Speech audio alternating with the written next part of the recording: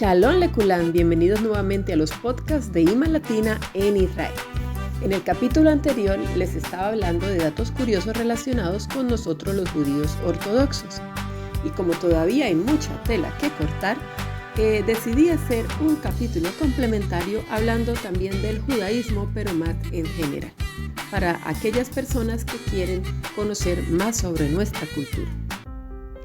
Bueno, quiero empezar contándoles que nos regimos por un calendario muy diferente al comúnmente conocido como calendario gregoriano en el mundo occidental.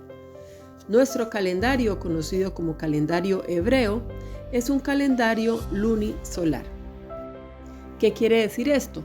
Que nos regimos por los ciclos de la Tierra alrededor del Sol, en este caso para predecir o calcular los años, y también por la Luna alrededor de la Tierra. Con base en esta calculamos los meses del año. Y en este punto cabe aclarar que, por ejemplo, el año presente, que en el mundo en general llaman 2022, para nosotros tiene solamente una connotación informativa, pues nos encontramos en el año 5782. Sí, señores, ¿cómo lo escuchan? 5782. Porque nuestro conteo va desde el momento en que conmemoramos la creación del primer ser humano en la Tierra, o sea, Adán y Eva, los primeros pobladores humanos de este planeta. Asimismo, los meses también son diferentes a los que ustedes normalmente conocen. Enero, febrero, marzo, ¿ok? Ese no es el calendario por el que nos regimos. En este momento nos encontramos, por ejemplo, en el mes de Adar. Y también tenemos 12 meses, como el calendario gregoriano, como este año particular, en donde en el mes de Adar tenemos doble Adar, Adar 1 y Adar 2. Pero bueno, ese puede ser tema de otro podcast porque es complejo de explicar por qué hacen esta corrección. El tema es que en el judaísmo, nuestro calendario, todas nuestras festividades se guían mucho por las fechas agrícolas. Entonces, yo supongo que estos tipos de ajustes de los que hablamos tienen que ver para que, por ejemplo, la festividad de Pesach caiga cuando estamos en esas cosechas, la festividad de Shavuot también, y así sucesivamente. Si no, se iría cada año desfasando por temas de unos pocos días, y no puede ser así. Los judíos en general, específicamente los ortodoxos, acostumbramos a llevar nombres hebreos, o sea, nombres que han sido sacados de nuestra Torá o de nuestro idioma, y cada nombre tiene un significado especial. Por eso también a nuestros hijos, con ánimo de seguir nuestra tradición, acostumbramos a ponerles estos nombres. En mi caso particular, por ejemplo, me llamo Sara Débora. Sara fue una de nuestras matriarcas, la esposa de nuestro patriarca Abraham, y Débora fue una profetisa, la primera profetisa mujer de que se ha tenido conocimiento en la historia. Y bueno, ese es mi nombre. Y a mi hija, por ejemplo, ella lleva el nombre de Rachel, Rachelita, y Rachel también fue una de nuestras matriarcas, Sara, Ribka, Rachel y Lea, para los que no saben. Los días también es bueno aclararles que para nosotros inician en la víspera, o sea, al caer el crepúsculo, por llamarlo de alguna manera. Para darles un ejemplo, el Shabbat que es nuestro sagrado día de descanso, que celebramos en honor a Hashem y guiados por su propio ejemplo cuando hizo la creación, y que hablan que el último día Él descansó. Nosotros lo iniciamos en el atardecer del viernes, antes de caer las estrellas, y le damos la bienvenida a través de un encendido especial de velas con una verajá antes de que se oscurezca, y ya entramos en Shabbat. Y asimismo, cuando celebramos cualquier festividad, siempre es la noche anterior. ¿De dónde aprendemos esto? De nuestra Sagrada Torá. En el Génesis pueden encontrar cuando hablan de la creación y cada uno de los días y que Hashem creaba en su momento, que dice que y fue bueno, y fue la noche, y fue la mañana, y fue el día tercero o el día cuarto. En sí, siempre hablan la noche primero y luego la mañana. Por eso, esa es nuestra tradición. También en otro capítulo de la Torá, cuando queda instituida la celebración de Yom Kippur, Hashem nos explica que nos debemos preparar para ese día solemne y que debemos ayunar en el atardecer del día previo, o sea, ese 9 de Tishrei, porque Yom Kippur es el 10 de Tishrei. Entonces de ahí nos basamos también para acabar de confirmar que siempre el día inicia en la víspera. Bueno, siempre ustedes escuchan expresiones como Shabbat Shalom o que tengan un buen Shabbat y entonces se preguntarán, ¿pero qué es eso? Bueno, el Shabbat es nuestro día de descanso, como ya lo dije, y bueno, bien conocido es por el mundo también no judío en general, aunque ustedes no conocen detalles. Básicamente, en una frase les diría, es el día en que nos desconectamos para conectarnos.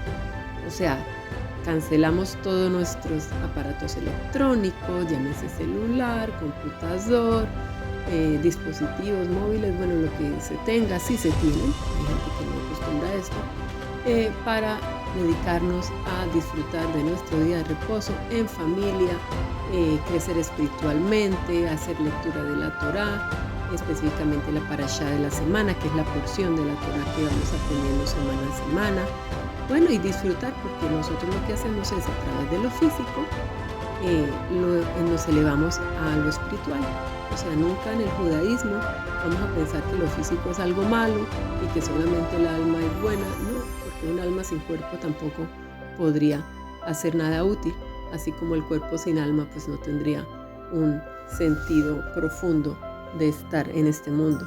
Entonces, en el judaísmo tenemos muy en paralelo las dos cosas y por eso el Shabbat es deleite, es regocijo, a través de las ricas comidas, a través de buenas conversaciones con amigos, con familias, nos alegramos en lo físico y nos elevamos en lo espiritual.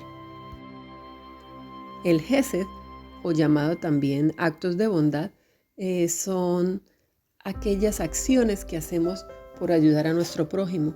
Y para los judíos eso es tan importante, y el Hesed más elevado es el que se hace con alguien que no conocemos y que tal vez ni se entere que lo estamos ayudando, como cuando damos una caridad y la dejamos discretamente en un sobre, la metemos debajo de una puerta, entregamos un mercado y lo dejamos anónimamente en la puerta de la casa, cuando consignamos un dinero a una cuenta para ayudar a una familia y sabemos que esa familia nunca se va a enterar que ese dinero viene de nosotros. Este tipo de acciones nos encanta hacerlo, nos da, como se dice, puntos con Hashem, nos hace crecer espiritualmente y es tan bonito ver cómo nos podemos ayudar y reforzar siempre que la ayuda más grande es la que damos sin esperar ninguna recompensa. Acá en Israel eso se ve mucho. No se imaginan la cantidad de actos de Hesed que la gente hace, que si por ejemplo una mujer tiene un bebé, hacemos cadenas de comidas para que cada día alguna le lleve un almuerzo, una cena y ella por al menos una semana, unos 10 días no se tenga que preocupar de nada, sino solamente recuperarse de su bebé. Que si alguien, Hasbe Shalom, pierde un ser querido, también se mandan comidas. Por lo mismo, ya bastante tienen ese periodo de duelo como para tenerse que ocupar de cosas tan materiales como los alimentos. Que si alguien está en necesidad de la parnasá, porque económicamente no le ha ido bien y necesita un mercado, bueno, ya les puse ejemplos de cómo se podrían entregar, pero este tipo de cosas así anónimas es lo que más nos gusta hacer. Y no es necesario conocer a la otra persona o saber quién las está pidiendo. Simplemente sabemos que Dios lo ve todo y esa es nuestra manera de emular el amor que Dios nos prodiga a nosotros también a través de nuestro prójimo. Bueno, aclararles también que judío no es solamente la persona que nace en Israel, que hay algunas personas que creen en esta apreciación. Porque si a eso fuéramos, entonces acá en Israel nacen muchas personas que son israelíes, pero no necesariamente son judíos. Porque a pesar de que Israel es nuestro estado judío, Baruch Hashem, acá conviven todas las religiones, especialmente las monoteístas. Acá hay cristianos, acá hay musulmanes y obviamente pues los judíos, pero también hay gente que incluso está alejada de la religión. Entonces, el ser israelí no necesariamente lo asocia a uno con una religión. Y judíos estamos por todo el mundo, porque desde que se hizo el exilio con la destrucción del primero y el segundo templo, pues los judíos desafortunadamente fueron dispersos por el mundo, y luego todo el tema de la Inquisición, y bueno, temas en los que no quiero profundizar en este podcast porque no es el objetivo. Eso hace que ustedes encuentren judíos con tantos tintes, por poner un adjetivo. Entonces, cuando ya llegamos acá a Israel, nos encontramos que tenemos tantas diferencias culturales, que hablamos diferentes idiomas, que tenemos diferentes formas de pensar, pero a lo largo, como se dice, en esencia, somos uno, somos Ejad, somos el pueblo elegido por Hashem, y eso es lo que importa, y por eso aquí no hacemos diferencias de que si el que vino de Europa, que el que vino de Sudamérica, que el que vino de Estados Unidos, el de Sudáfrica, somos judíos y todos somos iguales. Ahora, es importante aclarar también que judío no es solamente el que nace como tal, y en este punto se es judío cuando se nace de vientre judío, o sea, de madre judía.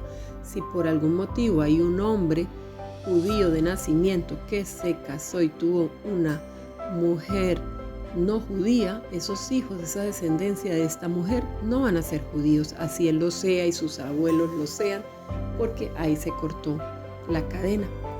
Pero si fuera al contrario, que la mujer es judía y se emparentó con un hombre no judío, estos hijos sí van a ser judíos porque vienen de esta madre judía. Entonces esa es la primera condición para que alguien nazca judío.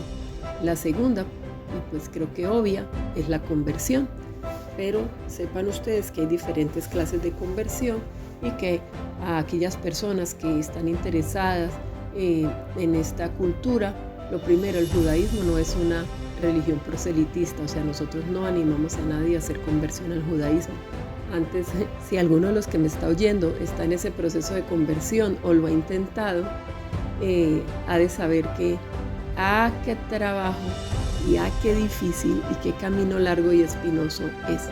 ¿Por qué? Porque los rabinos tienen instrucción especial de desanimar a las personas, no al contrario. ¿En qué sentido? El judaísmo tiene su yugo, el judaísmo no es fácil de seguir, y realmente se quiere hacer un filtro y no animar a nadie a entrar a recibir Torah y Mitzvot si no está completamente consciente de lo que esto significa. Por eso, como les digo, es un camino muy largo, un camino difícil en donde se van a encontrar muchas negativas, pero tampoco es que los esté desanimando. Simplemente somos claros en que si alguien quiere, lo tiene que luchar. Y por eso es que es muy importante saber de quién se rodean, saber de quién se reciben clases, saber con qué Beidín se va a hacer la conversión. ¿Por qué? Porque no todas las conversiones del exterior son válidas acá en Israel. Y ustedes se tienen que evitar dolores de cabeza y pérdidas de dinero y de tiempo y de esfuerzos y tal vez ilusiones rotas al hacer conversiones que después no van a ser reconocidas en Israel por la Rabanut, por nuestro tribunal rabínico, para efectos de una posible alía, o sea, la inmigración a esta tierra santa. Y bueno, hablándoles de alía, también les cuento que la alía es como el derecho de retorno. Es una palabra hebrea que literalmente traduce elevación, y quiere decir que nuestra alma se eleva a esta tierra santa. Por eso cuando hacemos el proceso de llegar acá, decimos que hicimos alía. Cuando se cumplen los requisitos pedidos pues, por las diferentes instituciones que ayudan con esto, como Nefesh B'nai Nefesh en el caso de los americanos, o como la Sokhnut en Sudamérica, la agencia judía, cuando ya se pasan todos estos requisitos, es muy muy bueno, porque a uno le pagan todo, le pagan los pasajes para llegar a Israel con su familia, le pagan 6 meses de algo que llamamos salaklita, que es como una canasta de absorción, un dinero que les llega cada mes a la cuenta y nos ayuda como a sobrellevar los primeros gastos mientras nos instalamos. Nos dan descuentos para muchas cosas. Tenemos acceso al Ulpan, que es el instituto hebreo oficial de acá de Israel, para poder facilitar nuestro proceso de absorción en la tierra, pues porque aquí este es nuestro idioma oficial, el hebreo. Y hablando del hebreo, que me estoy conectando todo, sepan ustedes también que el hebreo no solo que es el idioma oficial de Israel, como acabo de mencionar, sino que también es el idioma que se habla en todas las sinagogas ortodoxas del mundo. O sea, si ustedes creen que el hebreo es un idioma muy chiquito, que solo lo hablamos acá en Israel, están muy equivocados. El idioma de rezo es el hebreo. Y en nuestro Sidur, que es el libro que nos guiamos para hacer las tefilot, está en hebreo también. Para los que no los manejamos, para que no lo manejamos todavía totalmente, pues porque como en mi caso ya llegamos acá siendo adultos, ¿cierto? No es lo mismo nacer con la lengua que tenerla que adquirir cuando ya se es un adulto.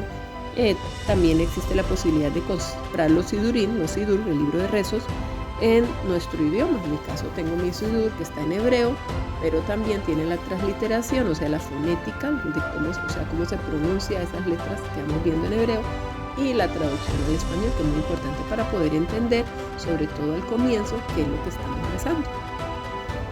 En los jardines infantiles, en los colegios y en todos los institutos de educación acá, obviamente también se enseña en hebreo. Nosotros también tenemos nuestras propias festividades. En su esencia son guiadas por la Torá, pero tenemos otras que no están necesariamente enunciadas en la Torá. Entonces, de las festividades de la Torá están 3 que llamamos las fiestas de peregrinaje, que son Pesach, Shavuot y Sukkot. En su momento les haré también una explicación de cada una, si es de su agrado.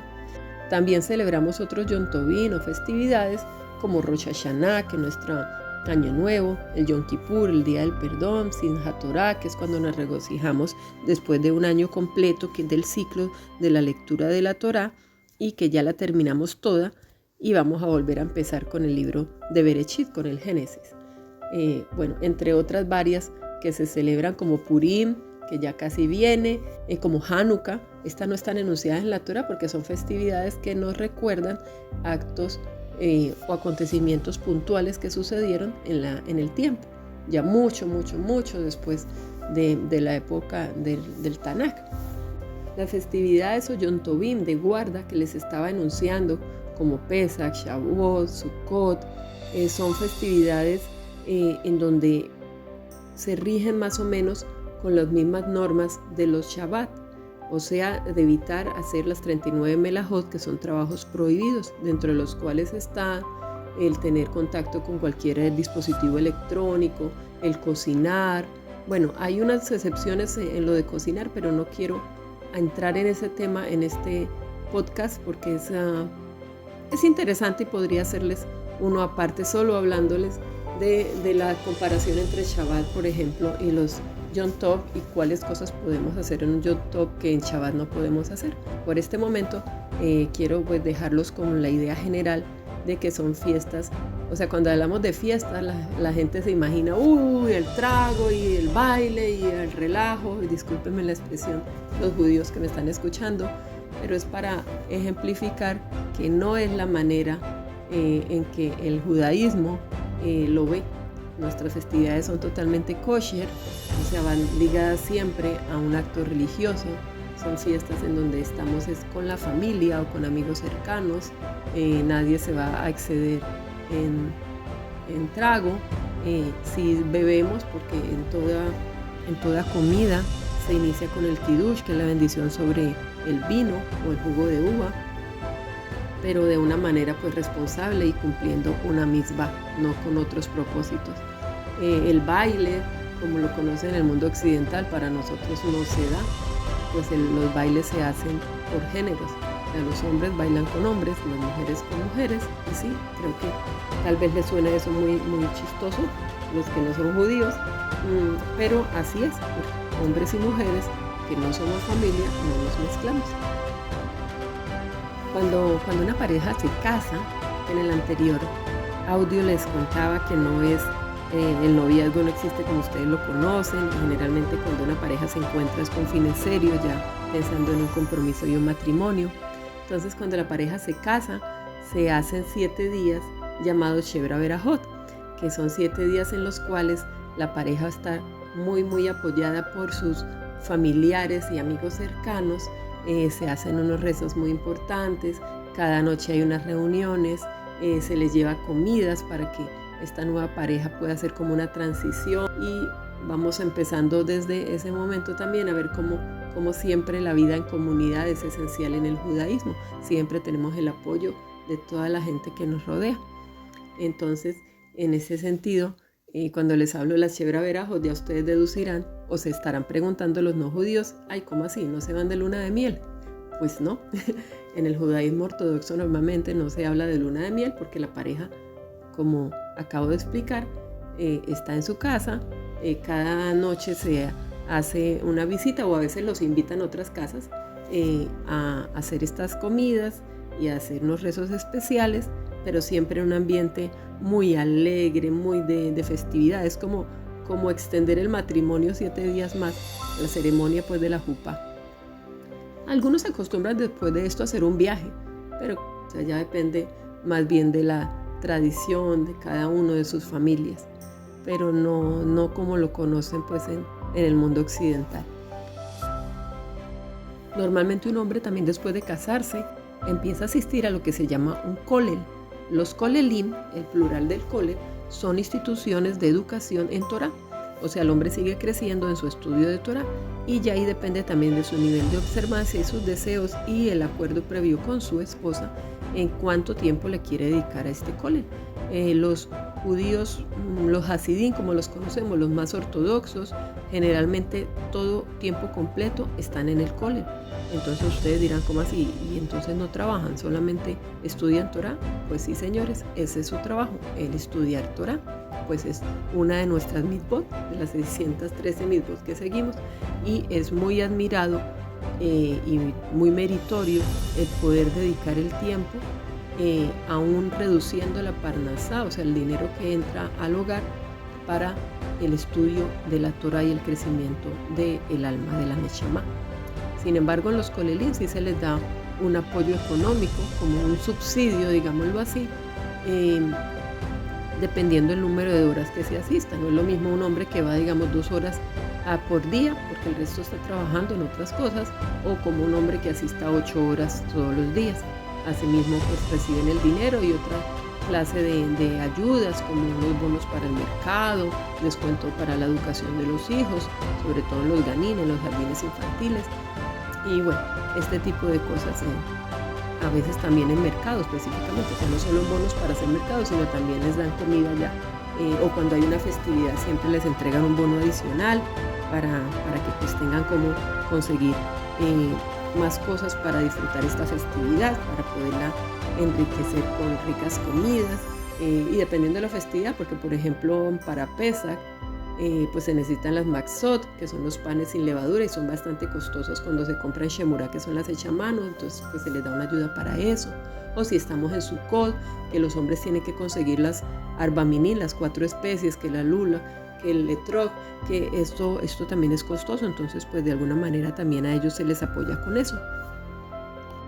Y como no todo el mundo pues puede darse el lujo, por llamarlo de alguna manera, de dedicarse solo a estudiar Torah, pues también hay quienes trabajan, y como no pueden hacer este estudio, sobre todo hablo de los hombres que están generalmente fuera de Israel, entonces lo que ellos hacen es conseguirse un partner, un socio, aquí en Israel generalmente, al que le pagan o le subsidian, mandan un dinero mensual para que él haga estudio de Torah a nombre de ambos. Entonces uno trabaja en lo físico, digamos en una empresa, y el otro trabaja en lo espiritual, estudiando, y el mérito de ese estudio va para los dos.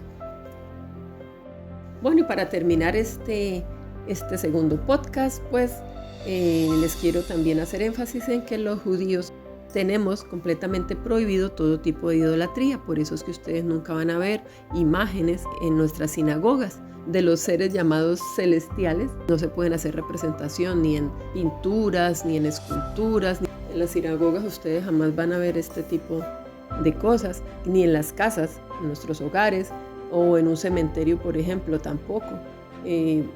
Para que, si no me han entendido a qué me refiero, por decir algo, un ángel sabemos que existen, pero no los podemos representar. O sea, eso de darle que la forma, que si era de apariencia como infantil y que se tenía alitas o no alitas, si estaba vestido o no vestido, o sea, eso no lo podemos representar.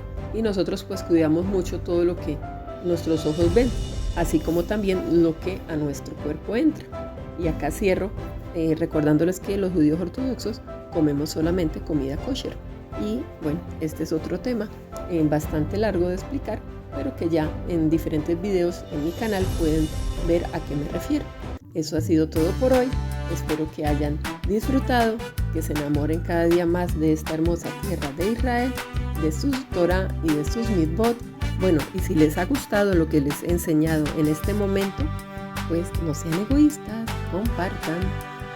Shalom, shalom.